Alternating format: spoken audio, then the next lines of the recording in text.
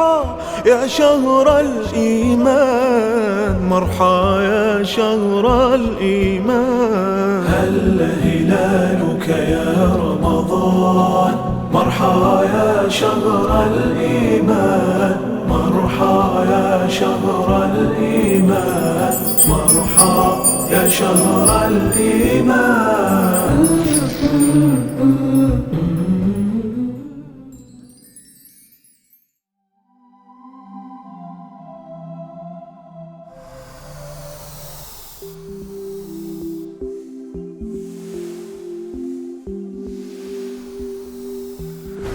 Oh my!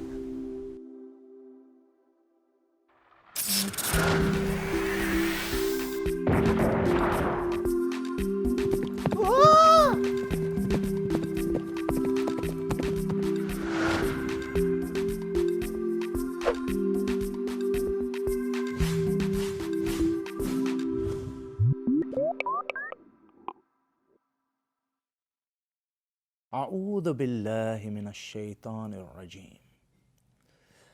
Truly amazing, truly amazing. Oh, assalamu alaikum and welcome my explorer friends. I'm Ibn Haytham and this is my marvelous telescope. It's special because it goes back in time and can visit any place you can think of.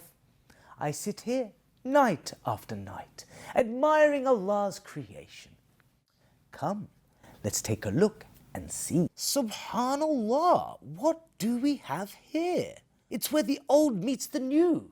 It's Japan. Japan is a truly special country. I mean, we only have to look at the beautiful golden pavilion to understand why Japan is one of the most visited countries in the world. Subhanallah.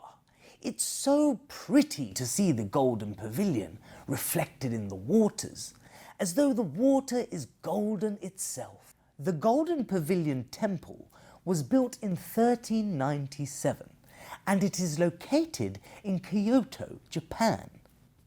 It is an amazing building with 3 levels. The upper 2 levels are covered with a pure gold layer. The entire temple is surrounded by a beautiful garden with a pond in the front called the Mirror Pond. The stones in the pond tell us about the Buddhist religion. In the year 1987, some parts of the temple were repainted in thicker gold and some of the inside of the temple was repainted again in 2003. Japan is also famous for its emperors. They were mighty powerful and lived in wonderful palaces just like this one. One very important place for the Japanese is the Imperial Palace, which is the main home of the Emperor of Japan and his family. Located in Chiyoda, Tokyo, the palace and its location is more like a park, and the palace grounds, including the gardens, cover a huge area. Some parks found in the Imperial Palace grounds are open to the public, just like this one. I would love to take a walk through it, wouldn't you? Outer gardens of the Imperial Palace in the south are also open to tourists. Gosh, palaces and 3-level houses? Whatever next? Wouldn't you just love to be an emperor? Even if it was just for one day and you'd get to live in this gorgeous castle and order people about. Himeji Castle is also known as White Heron Castle because of its brilliant, bright whiteness, and many people agree that it's Japan's most spectacular castle for its size and beauty, and its well looked after gardens. The castle is both a national treasure and a World Heritage Site. Unlike many other Japanese castles, it was never destroyed by war, earthquake or fire, and it survives to this day as one of the country's 12 original castles. Japan has a long history, and just like many cultures, they have a religion too. In fact, they have 2 main religions: Shinto, which is as old as Japan itself, and Buddhism, which was brought to the country as a gift by a Korean king. But Japan isn't just known for its beautiful palaces and homes. There is a lot of natural beauty too. Mount Fuji is a popular destination for tourists, and you can see why. Mount Fuji, with a height of more than 12,388 feet, is the highest and most famous mountain in Japan. And it's a tall cone-shaped active volcano, would you believe? Yikes! Mount Fuji is made up of 3 separate volcanoes. Komitake at the bottom, Kofuji at the middle, and Fuji at the top. The volcano last erupted around 300 years ago in 1707. Some people believe that Mount Fuji is named after the Buddhist goddess of fire called Fuchi. Subhanallah. Japan has an amazing history, but it's also very modern too. Take the bullet train as an example.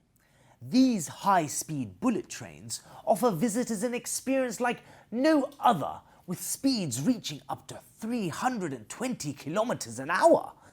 That is too fast, but wouldn't it be fun to ride on one of these trains? Subhanallah. Actually, I would love to be on this train, zooming past Mount Fuji. Yikes, I hope it doesn't erupt though. Popular routes include Tokyo to Osaka and Tokyo to Nagano, with lots of trains coming and going, and the best thing about them is that they're always on time. The Tokyo Tower is a great example of the modern life of Japan.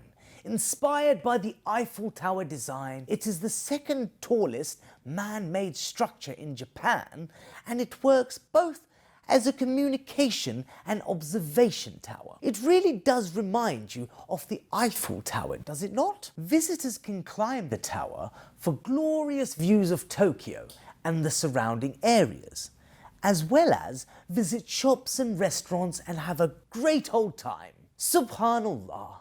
I love the way Japan is so modern, but old at the same time. Allah created the gorgeous world and everything in it. It's been said that it's impossible to see the whole world in our lifetime, but it doesn't mean we shouldn't try. I am going to search for more and more of Allah's wonderful creations within this universe. So until next time, my explorer friends, Assalamu alaikum wa rahmatullahi wa barakatuh.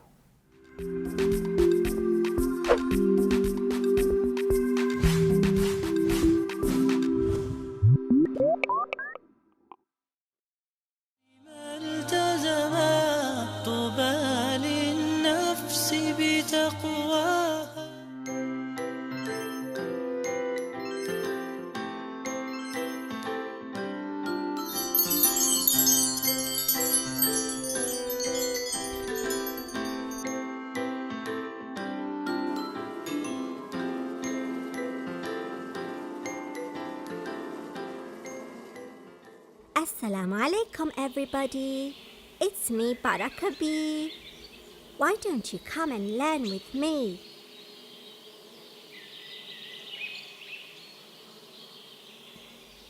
Do you know what the word of the day is? Let's have a look and see.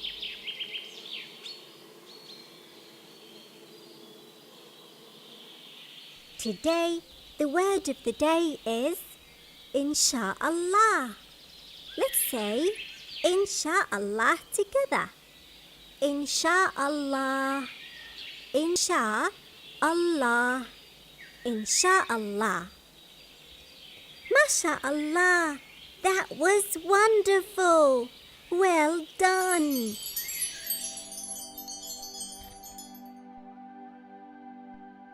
Insha'Allah can be used when you want to wish to do something in the future.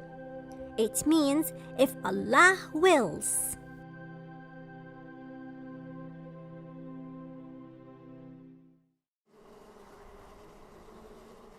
Let's use it in a sentence now. I'm going on a holiday tomorrow, Insha'Allah. Maybe you can use it in a sentence today.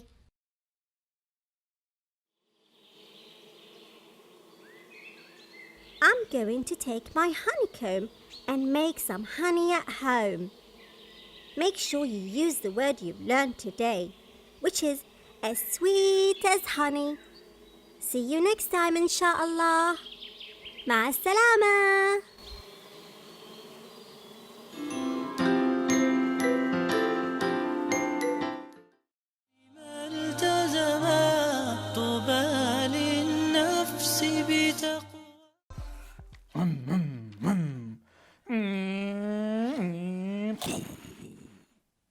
Oh, welcome to Captain News. Have I got news for you?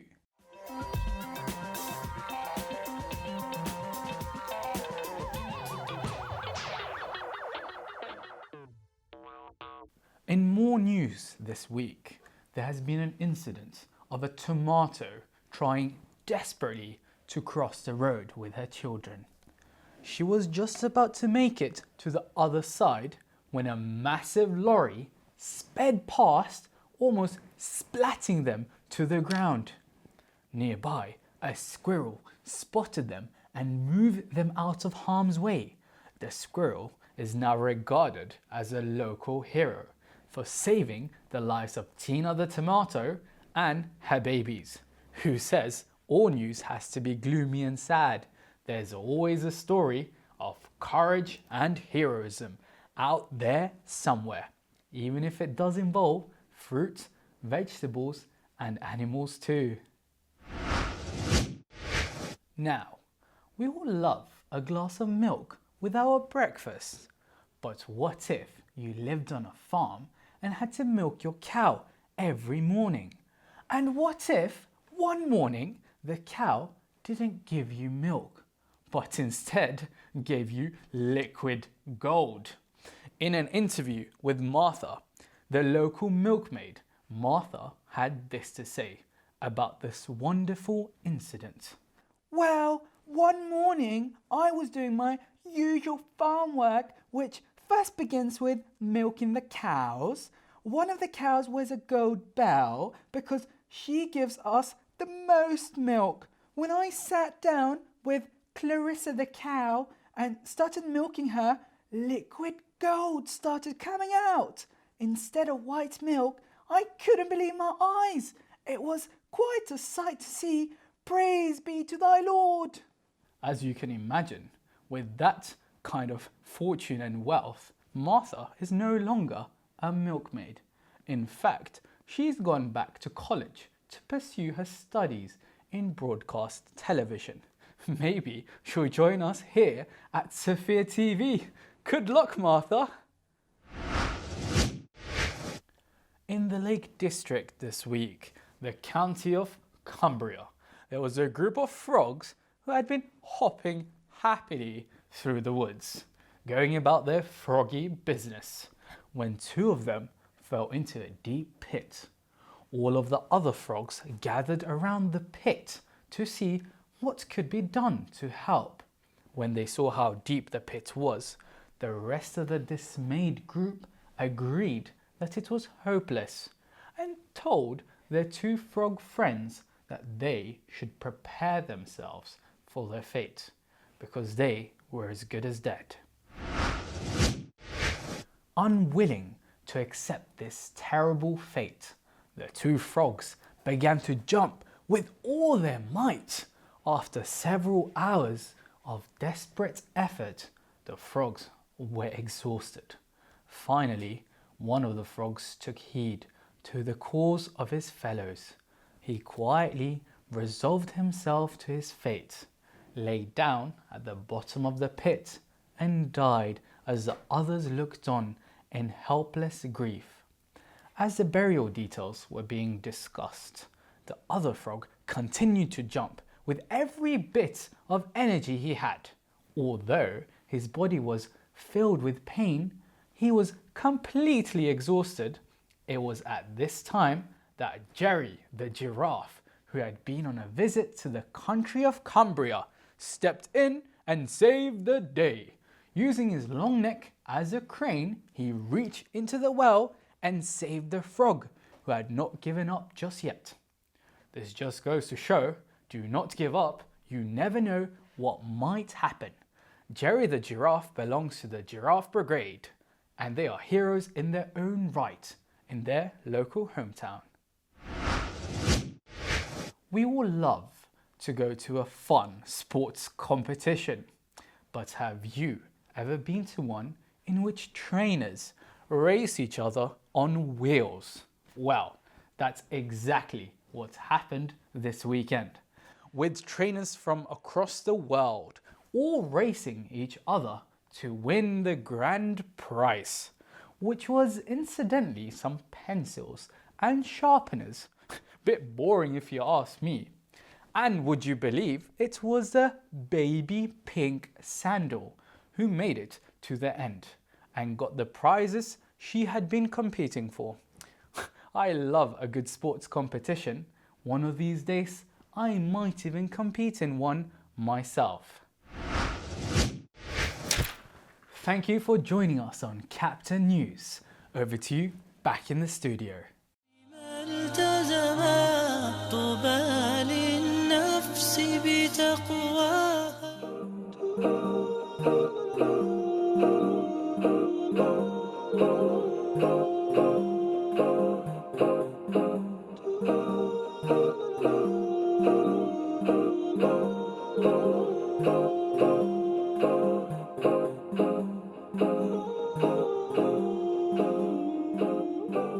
There was once a grand wedding ceremony in the Caliph's family. The whole kingdom was invited. However, when Bahlul arrived... Bahlul, this party is not for you. Why? Isn't everyone invited? Yes, but look at your clothes. You look so poor. Begone, Bahlul. This party is not for poor fools such as you. After some time, Salaam alaikum. Please come in. at the royal dining hall, I wonder, who is this man? He seems so cultured and refined. Perhaps a noble? He does look familiar. By Allah, what do you think you are doing? Wait a minute, you are Bahlul. Oh, Caliph, can't you see? I was just feeding my clothes. Feeding your what? I was shunned when I came in my simple robe, but I was welcomed when I wore something expensive. Hence, I thought that my clothes deserved the food and not me. in times when the love of things is so important to people, this story reminds us the real worth of a man does not lie in his clothes or what he owns. On the day of judgment, Allah will not ask us what clothes we wore. He will ask if we fed the poor and looked after our parents and relatives. We should all think about how we spend our time, money and attention on the way we look. But what about our hearts? Let's take more time to focus on making sure that our inner nature is just as beautiful as how we look.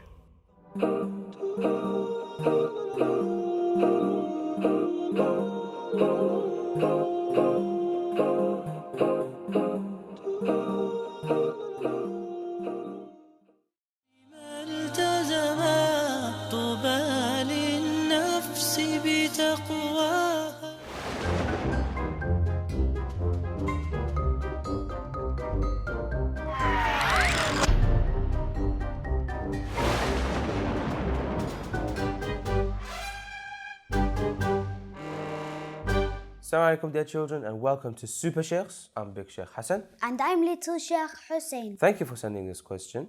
It's a very interesting question. Yeah. Dear Super Sheikhs, I want wings. Does God hear everyone's prayers?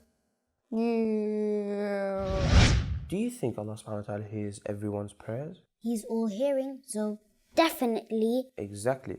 What is the one thing you wish for? Banana. Bananas. He likes bananas, right? And minions. Minions. They're so funny. Right. So, Allah subhanahu wa ta'ala does hear every single person's prayer, right? Mm-hmm. But you have to be realistic. Yeah.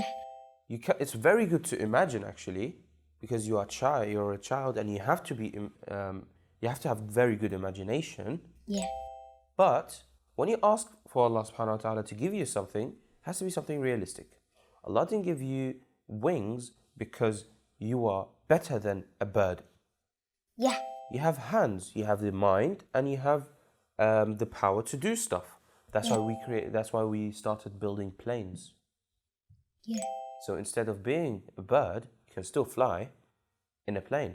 Plane, helicopter, jet. Birds can't go underwater. We can with a submarine. And you can swim.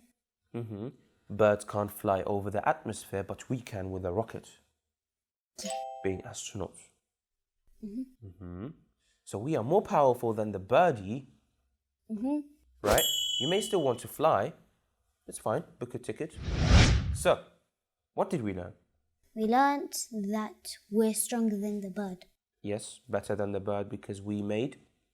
Planes. So we can fly like the bird, but we're still faster than the birds. Helicopters.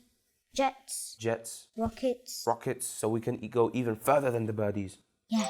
And we can go underwater, which the birdies can't. Like you can go underwater like with a submarine or swimming. Yeah, scuba diving. Yeah. Right? They can't do that. Only the penguins, they are the flying fish. Right? Yeah. They are the only ones that can fly but underwater. But they can't flap their arms to fly in the air. They can't do that. And yet they are still called birds. That's weird. Scientists chose that name. We don't know why. I don't know why. If you know, then do send it in, right? And thank you for watching. If you have any other question, also send it in. And ma'as-salama.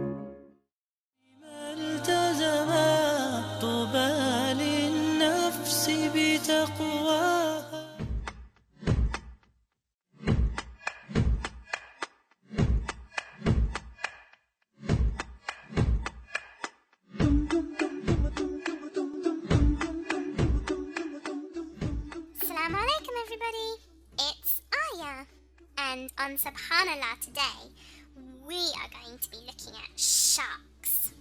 Sharks have the most powerful jaws on the planet. Unlike most animal jaws, both the sharks use the upper and lower jaws to move. A shark bites with its lower jaw first and then with its upper jaw. If you think about it, it's quite scary. It tosses its head back and forth to tear loose a piece of meat which it swallows whole. Each type of shark has a different shaped tooth depending on their diet. Subhanallah, there's lots of different sharks and Allah has created all of them. A shark may grow and use over 20,000 teeth in its lifetime. Sharks never run out of teeth. If one is lost, another spins forward from the rows and rows of backup teeth. Normally, sharks eat alone, but sometimes one feeding shark attracts other sharks. They swim up as quickly as possible and all begin to try to get a piece of their prey. They bite wildly at anything that gets in their way, even sometimes each other. Almost all sharks are carnivores, which means that they're meat eaters. They live on a diet of fish and sea animals, such as dolphins and seals, and even such animals like turtles and seagulls. Sharks even eat other sharks. For example, a tiger shark might eat a bull shark, and a bull shark might eat a black tip shark, and a black tip shark might eat a dogfish shark. The teeth of the carnivores are sharp and pointy. Their skeleton is made up of cartilage instead of bone, which allows for lots of flexibility. Cartilage is very different to bones. It's soft. Shark skin is made of denticles instead of ordinary fish scales. Denticles are hard, sharp teeth, and this helps to protect the shark from injury or even if another shark is coming to attack it with sharp teeth. Not all sharks are fierce, meat-eating sharks. Some are quite harmless. Oddly enough, the most harmless shark tends to be the biggest. The basking shark, the whale shark, and the megamouth shark all fit into this description. SubhanAllah, there's so many different types of sharks. These huge sharks eat plankton, a tiny shrimp-like creature found in the ocean. To do this, they swim forward with their mouths wide open. Gill rakers at the back of their throat strain the tiny food from the water, just like you'd strain pasta from a sieve. One of the reasons that sharks are such successful predators is because they have super sharp senses. They can hear things from really far away, and they can feel things on their body. 2/3 of sharks' brain is dedicated to smell, which is very important to sharks. Some sharks have eyes similar to a cat. A mirror-like layer in their eyes allows them to see better when they're in water. This allows the shark to hunt in clear seas or even murky waters where it's very hard to see things. SubhanAllah, there's so much we don't know about sharks, but yet there is so much information that we already do have. Allah's creation is so amazing. See you next time, inshallah.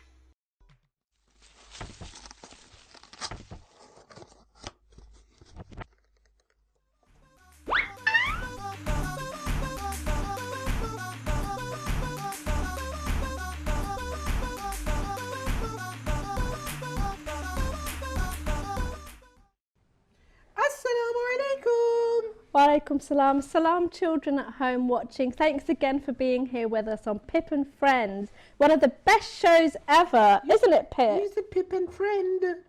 I have friends. Sorry, Pip and Friends, because Pip has more than one friend. Not just Layla. No. I have Uncle, Rafiq, Mr.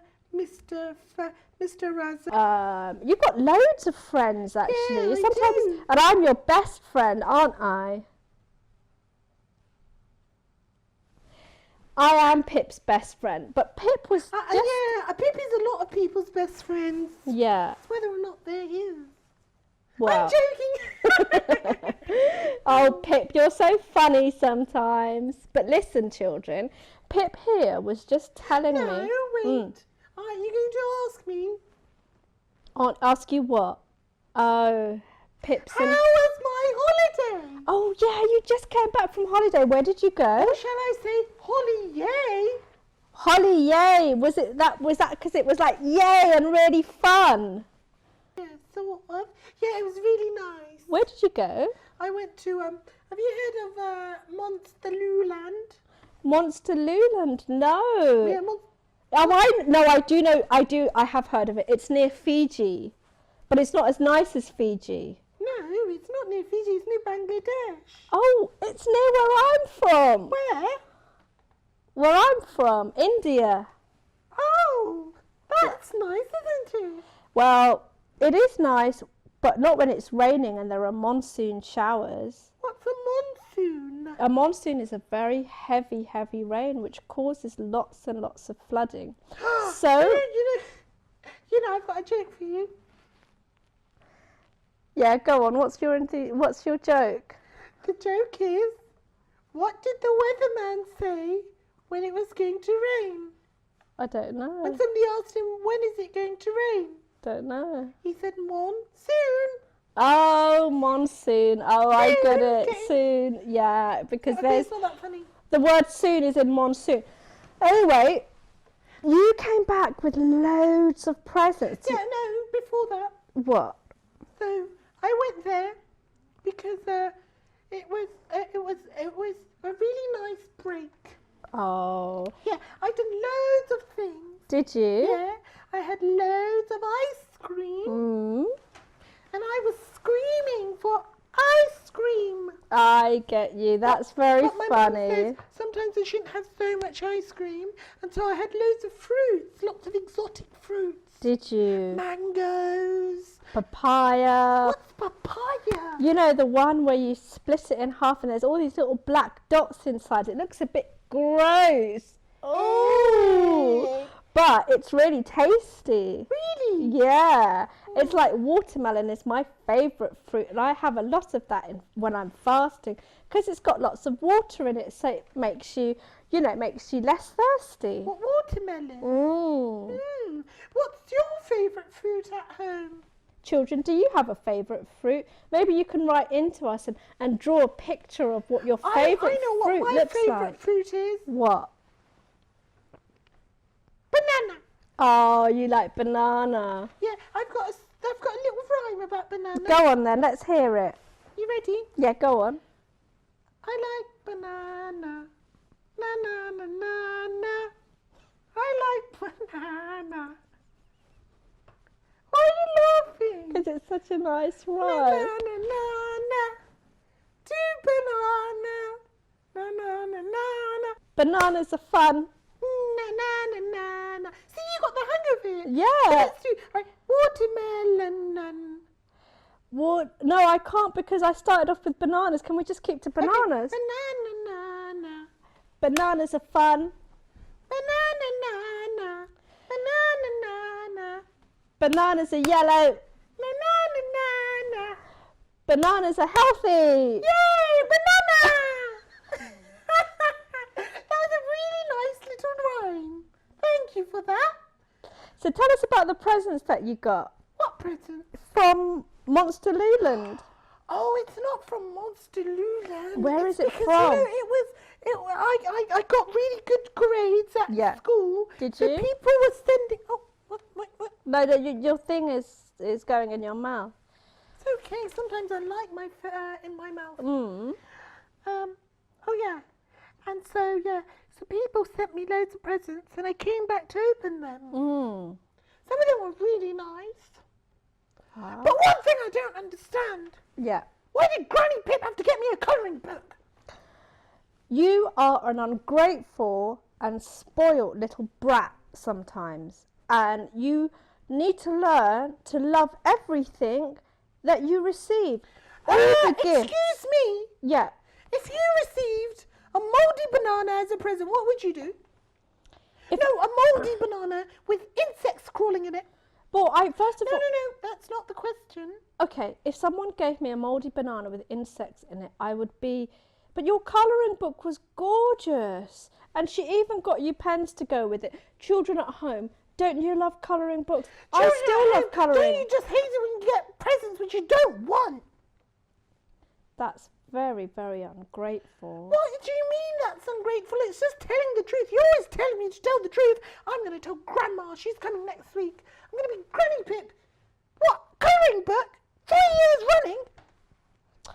But that's what she thinks you like, and because you haven't told her any different, because you want to be polite and respect her feelings, of course she's going to give you a colouring book. Well, I said to her I wanted the Monster Thread 7090, and my mum was like, Pip, you know your grandmother doesn't earn? That's not very nice to ask. Pip, you can't ask for things that people can't give. Children at home, if you're watching, if someone gives you a present, even if it's something really small, it's the thought behind it that counts. Oh, what else? Just like the thought of Rasulullah in this wonderful story that I want to share with you. Wow. Yes. During the time when Rasulullah lived in Arabia, there were many, many farmers who would come and visit Rasulullah and his companions, and they would present gift baskets of fruit and things that they had grown, and they would... What's the word for things which grow? Harvest. Harvest. A harvest. Oh. And they would present these big lovely baskets that were decorated with all types of fruit to the Prophet and his companions, and they would present them as gifts. But this year, in this particular year, there was one poor farmer who only had one... Well, what did they do with the gifts? What did the Prophet do when he accepted the gift? Well, he would maybe take a little bit for himself and his family and give the rest away to the poor. Oh, he would share them he'd share with the people around Exactly, him. like the way you share sweets from a sweet box. Oh, yeah. You wouldn't just have all the sweets yourself. Anyway, there was this poor farmer who was, very, very poor, and he only had one piece of fruit. Like a banana or a date. or maybe a pear or an apple, but maybe it was something as small as a date. Apple song later.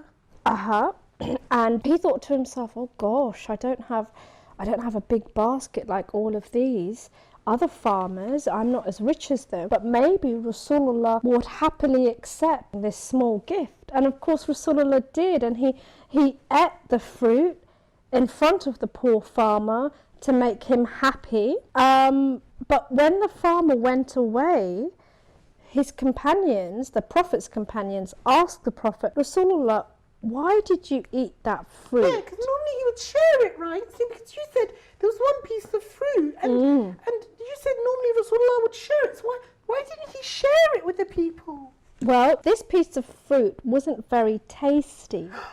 It wasn't ripe.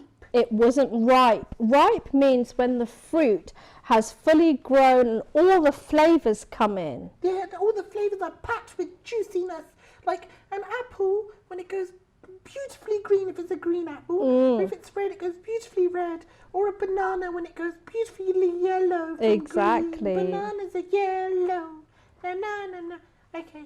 Yeah, we've already had the song, and it was a nice song. The companions asked Rasulullah, well, why did you eat that fruit, and why did you, and so Rasulullah ate the fruit and waited for the poor farmer to go away. Then he turned around to his companions and he said, well, look, the fruit wasn't ripe, and I didn't want to hurt the feelings of the poor farmer. Yeah, because if you gave it to them, like to the companions, he cut it and had some, maybe the companions would be like, Gah!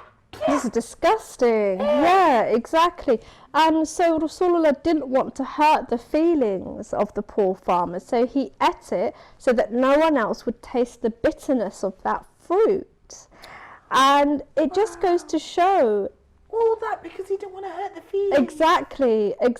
And this is why I love the Ahlul Bayt so much, because even through these very simple stories of eating a fruit that's not particularly ripe, we can learn so much. So Pip, when your grandmother gives you a colouring book, how do you think you might, respond next time? How would you feel? Would you?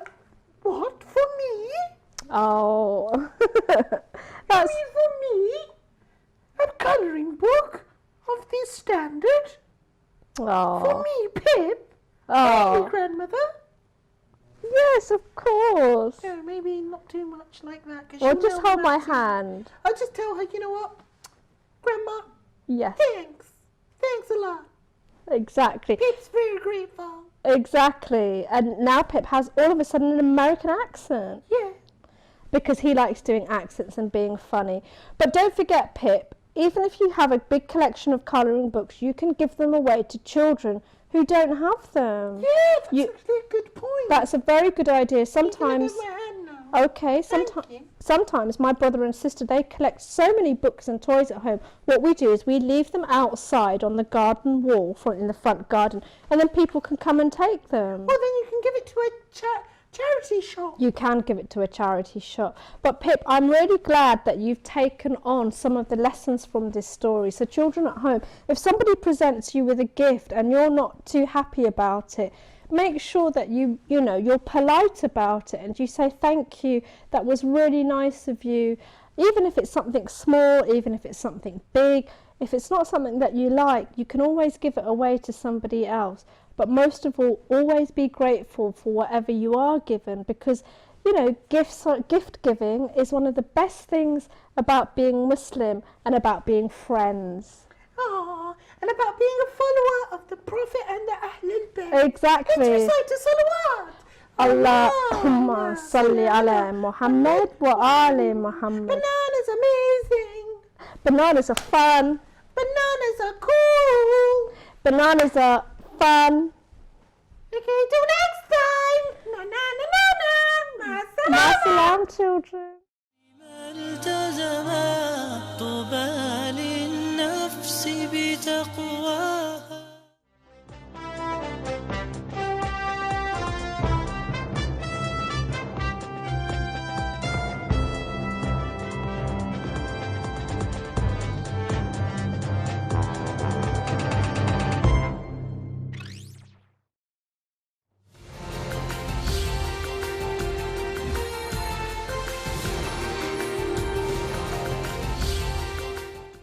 Assalamu alaikum, dear children, and welcome to your fruit news, all about fantastic fruits from around the world.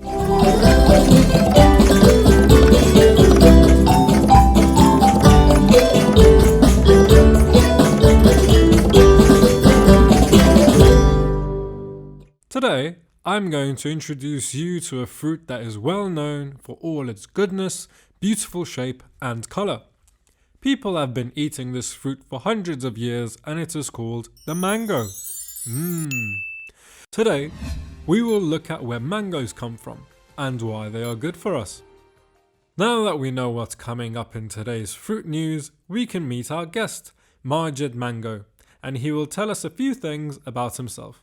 Assalamu alaikum, Majid. Wa alaikum assalam, Basim Banana. And how is the weather where you are, Majid? Well, here in my country, the weather is warm and lovely. It's perfect. Sounds perfect. Where do you come from? I come from India, where the weather is hot. It is the best place for me to grow strong, yellow and deliciously ripe. I would love to go to India. What an interesting country. Majid, perhaps you can tell us why you are good for us? Of course I can. I'm packed full of minerals like magnesium, which makes you feel great, potassium and iron, which carries oxygen around your blood. I'm also full of vitamins like A and C, and carbohydrates, which gives you loads of energy. Wow, you are good for us in so many ways. Tell us more about your health benefits. Okay, sure. Well, I'm good for your heart. I can help improve your memory, and I can help in making you feel relaxed and happy too. This information is so helpful. You know, I think I will have a mango for dessert this evening. Thanks so much for having me on the show, and thank you to all the children for listening so well. Yes, thank you to all the lovely children for watching. I'll see you soon with more news. But until then, ma salama.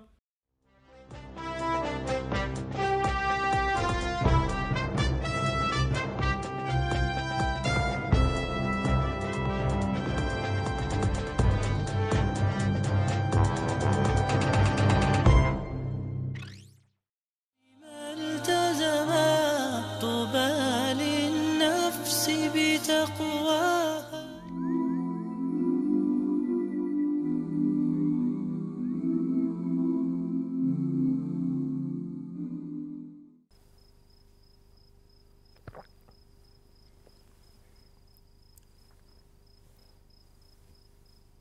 Oh, hello, and assalamu alaikum. Don't mind me. It's just that on stormy nights, I like to watch the raindrops make their journey from the sky down to us. It's just like the raindrop in tonight's story. The Little Raindrop by Joanna Gray. One dark and stormy day, a little raindrop fell out of a cloud and flew faster and faster through the sky. A gust of wind blew little raindrops sideways, and in a dazzling flash of red, orange and yellow, he found himself inside a rainbow. Enjoying the beautiful colours, little raindrop fell through green, blue, indigo and violet before another gust of wind blew him out of the rainbow. Splash!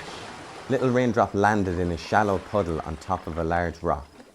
Splish! Splash! Splosh! Lots of other raindrops fell all around him until the puddle was overflowing. Little raindrop ran down the side of a rock and joined a stream. In the stream, little raindrop drifted through woods and bounced over pebbles. He played with small, shimmering fish and watched them dart around as deer and rabbits came to drink at the water's edge. Sometimes laughing children would race sticks in the water, and little raindrop would chase them under bridges, dodging the swirling grass and fluttering leaves. After a while, the stream joined a river, and little raindrop floated along the strong current. At times, the river was calm and peaceful, and little raindrop watched diving kingfishers and larger fish as they swam slowly by. At other times, the river was noisy and rough. Little raindrop raced along rapids and dived down waterfalls, carefully avoiding jagged rocks at the bottom of the falls. Eventually, the river reached the sea, and little raindrop was pulled far away from the shore. He met friendly dolphins who played and danced in the sunlight, and listened as they whistled and clicked their greetings to each other. One day, the tide pulled little raindrop back to the beach. He surfed the waves and crashed onto the shore until finally he came to rest on the soft sand. The sun shone down on the sand and Little Raindrop got hotter and hotter until the warmth of the sun drew him up into the air. It was cooler in the sky and Little Raindrop joined a cloud that was already full of other raindrops. Little Raindrop was ready to fall to the earth and begin his journey once more. Next time it rains, I'm going to look out for that little raindrop and invite her in for a cup of tea. See you next time, inshallah.